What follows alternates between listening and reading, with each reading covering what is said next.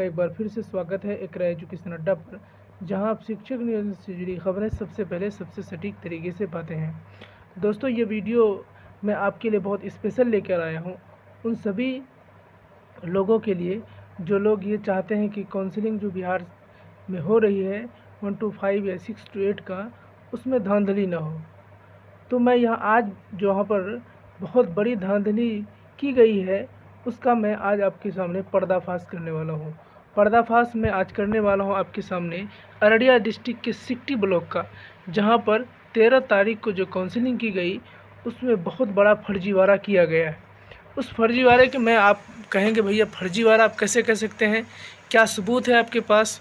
तो मैं आपके सामने वो सभी तथ्य और सभी सबूत के साथ आज आया हुआ हूँ, जैसे कि इनको आप झुठला नहीं पाएंगे। मैं पूरे सबूत के साथ आज आपके सामने आया हूँ। तो दोस्तों, एक बात बताइए, अगर कोई नियोजन कराने जाता है कहीं पर, कोई भी अभ्यर्थी, तो क्या वहाँ पर काउंसलिंग सिर्फ एक ही ब्लॉक के लड़कों का होगा? क्या सिर्फ वहीं के लड़के मेरिट वाले होंगे? ये सवाल है यहाँ पर। और एक चीज़ और इसमें खुलासा करूँगा आपको मैं, कई सारे पंचायत इसमें ऐसे हैं जहाँ पर यूआर की काउंसलिंग ज़्यादा नंबर वाले की हो गई है, वहीं पर कैटेगरी वाले की कम नंबर में हुआ है। और मैं वो सारी बातें भी बताऊंगा जो मैंने अपने खुद से देखा है और सारे अभ्यर्थियों के साथ उन सब से बातचीत में पता चला है। तो आइए जानते हैं सबसे पहले इस बात को कि आखिर सिकटी ब्लॉक में सिर्फ सिकटी के ही लड़कों की काउंसलिंग क्यों हुई है। इसमें ज़रूर कहीं ना कहीं सवाल है कि भैया एक ब्लॉक में सिर्फ वहीं के लड़के का काउंसलिंग कैसे हो गया? क्या वहाँ पर दूसरे जगह का लड़का नहीं था? क्या वहाँ पर और किसी अभ्यर्थी को, या इसका मतलब ये है कि वहाँ पर उसको काउंसलिंग जानबूझकर नहीं किया गया, उसके साथ काउंसलिंग को गेट बंद करके किया गया, उन खास अभ्यर्थियों की काउंसलिंग की गई जिन लोगों को वो सिकटी का रहने वाला था। आइए आपको मैं पूरे सबूत के साथ आपको दिखाता हूँ। सबसे पहले आप देखिए, यहाँ पर मैं निकाला हूँ आपको आम गाछी का। ये आम गाछी है, नीचे देख लीजिए आप एक बार, ये मजरख था, उसको काट के आम गाछी किया गया। तो आप देखिए यहाँ पर सबसे पहले आप गोपाल कुमार का नाम देखिए, गोपाल कुमार राजवंशी, ये हैं बरदहा सिकटी के रहने वाले, ठीक है। उसके बाद दूसरा है, फिर ये भी भाई साहब हमारे बरदहा सिकटी के ही जितेंद्र कुमार राजवंशी, ये दोनों बरदहा सिकटी के हैं, ठीक है। आपका यहाँ पर इसका पता ये चला कि आमगाछी में जो लोग हैं उन दोनों का सिकटी से ही लेना देना है, ठीक है। ये एक का 68 था, एक का 45, ठीक है, बीच में कोई नहीं था, बहुत अच्छी बात। चलिए अब दूसरा दिखाते हैं, ये देख लीजिए, राजकुमार कैलू मंडल, ये भी सिकटी के ही, मैं ये दावे के साथ कहता हूँ। मैं आपको इसका सबूत दिखाता हूँ आगे। उसके बाद लालू प्रसाद यादव, धर्मचंद्र विश्वास, ये भी सिकटी के ही हैं, ये मैं दावे के साथ करो, डिरवा में जो हुआ इनका काउंसलिंग। अब यहाँ देखिए, यहाँ पर दो चीज़ें हैं कि एक तो यूआर में काउंसलिंग बहुत अच्छा, उमेश कुमार मंडल, ये भी सिकटी का है।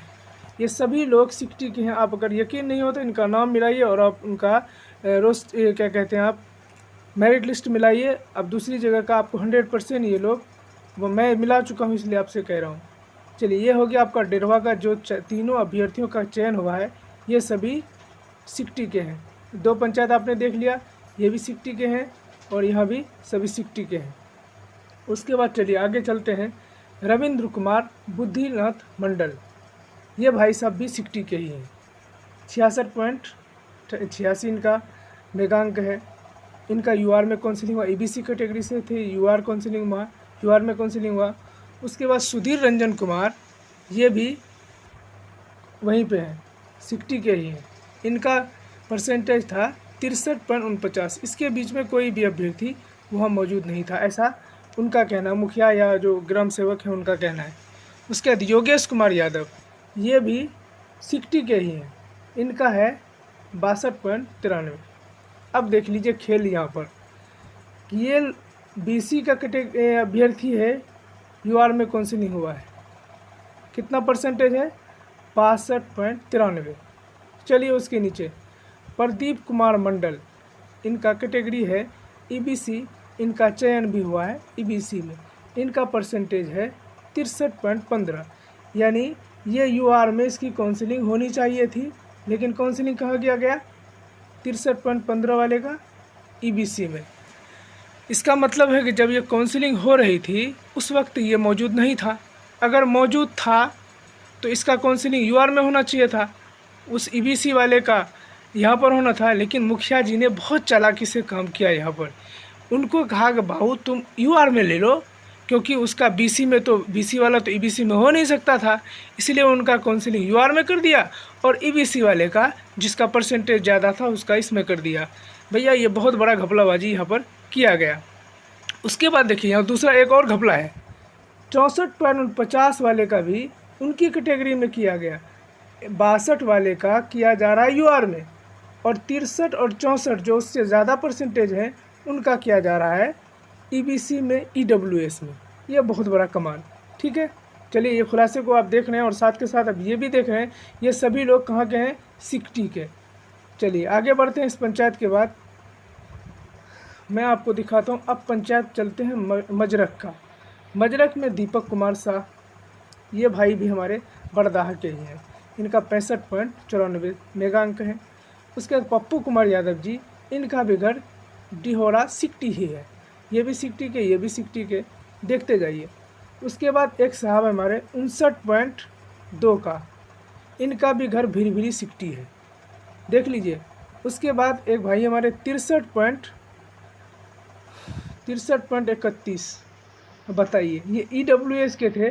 58 वाले का यूआर में हुआ और इस भाई साहब का ईडब्ल्यूएस में हुआ। ये कैसे हो गया भाई? भरत भूषण सर का 63 मेरिट अंक है और यूआर में उसका नहीं होता, क्योंकि वो वहाँ मौजूद नहीं रहते हैं। जब इनका 63% है तो यूआर में होना चाहिए था, इनका ईडब्ल्यूएस में हो जाता, उनका 58% वाले का यूआर में हो जाता है। ये भी एक देखने वाली बात है।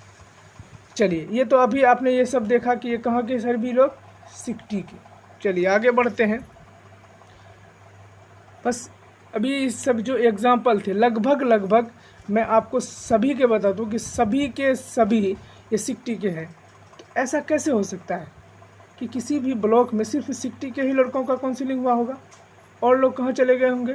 सोचने वाली बात है। मैं आपको दावे के साथ कहता हूँ, आप अगर यकीन नहीं करते हैं तो आप इनका नाम, सभी का नाम, मैंने खुद अभी मेरे सामने सिकटी का बड़दाह पंचायत का जो है वो मेरिट लिस्ट है, उसका कुछ फ़ोटोज़ भी हैं, मैं आपको दिखाता हूँ, उसके साबित करूँगा कि किस तरह वो लोग उसी गाँव या उसी ब्लॉक के रहने वाले हैं। आइए चलिए मैं आपको उसका ये दिखाता हूँ। जैसा मैंने आपको भागीरथी कुमार ठाकुर बताया था, देख लीजिए ये तीराखाड़दा सिकटी के हैं ये भाई सब भी। ठीक है, उसके बाद भागीरथी कुमार ठाकुर, ये है फूलन कुमार ठाकुर, ये दोनों एक ही जगह पर, एक ही आदमी का नाम दो जगह कर दिया है। ठीक है, इसके बाद चलिए आगे बढ़ते हैं। दूसरा ये देखिए दीपक कुमार शाह, ये कहाँ के हैं? सिकटी बड़दाहा के, है नहीं है? ये कहाँ पर है? सिकटी का। ये देख लीजिए आप एक बार फिर से लाइटनर से, इनका सिकटी घर है इनका भी। ठीक है, उसके बाद चलिए आगे आपको दिखाते हैं। बताया था, जैसा कि मैंने आपको बताया था, रविंद्र कुमार, ये भी ठेंगापुर के हैं, बड़दाहा ठेंगापुर के रहने वाले हैं। ये आप जो गोल घेरा देख रहे हैं ये ठेंगापुर बड़दाहा के हैं। तो पता ये चला कि ये जो सबसे इम्पोर्टेंट बात ये है कि सिकटी में ख़ास तौर पर सिकटी के ही लड़कों का काउंसलिंग किया गया है स्पेशली, और सभी के सभी पंचायत का यही हाल है। ये भला कैसे हो सकता है कि जब वहाँ सभी ब्लॉक के, सभी पंचायत के, सभी प्रखंड के लड़के मौजूद थे, ज़्यादातर लड़के मौजूद थे, अच्छे से अच्छे परसेंटेज वाले लड़के मौजूद थे, उसके बावजूद पलासी का कोई लड़का नहीं हो सका और दूसरी जगह का लड़का नहीं हो सका? क्या सिर्फ वहीं के लड़के वहाँ मौजूद थे? सोचने वाली बात है। मैं ख़ास तौर पे जिला प्रशासन से और शिक्षा विभाग के डीओ सर से और डीपीओ सर से मैं अनुरोध करूंगा, उनसे विनती करूंगा कि सर इसकी सही से जांच की जाए। ये सभी बहुत ज़्यादा फर्जीवाड़ा हुआ है, वहाँ पर इनकी जांच करके इनकी पर कार्रवाई की जाए और इन सभी जो नियोजन इकाई पर जो भी उचित, जो आपको लगे कि जो सबसे बेहतर हो सकता है वो करने की कोशिश करें, वरना सर ये नाइंसाफ़ी सभी अभ्यर्थियों के साथ होगा। क्योंकि आप देख